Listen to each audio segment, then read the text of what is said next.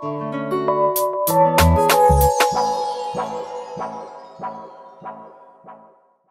sommet de Copenhague a été vécu par un très grand nombre d'entre nous comme une véritable humiliation pour les Européens. J'avais l'honneur d'être dans la délégation officielle, de représenter le groupe ALDE à Copenhague, et pour vous donner une idée, nous n'avions même pas de badge pour aller en plénière, la délégation officielle du Parlement européen.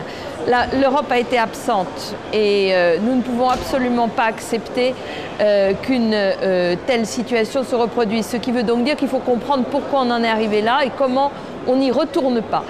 Eh bien, on n'y retourne pas en ayant d'abord une Europe politique qui parle d'une seule voix et pas par l'intermédiaire de 4, 5, 6 chefs d'État ou de gouvernement. C'est absolument pas possible.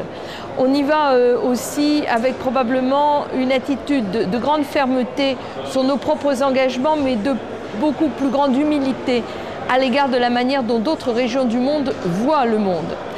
On y va aussi très probablement avec un certain nombre de mesures de fermeté, parce que incontestablement ce qu'on a vu à Copenhague, et malheureusement, mais c'est la loi de l'histoire, c'est la force qui prime.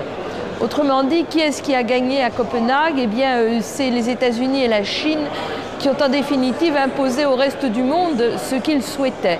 L'Europe est le premier marché de consommateurs du monde en tant que consommateur solvable. Nous n'avons absolument pas su faire valoir cette caractéristique absolument essentielle.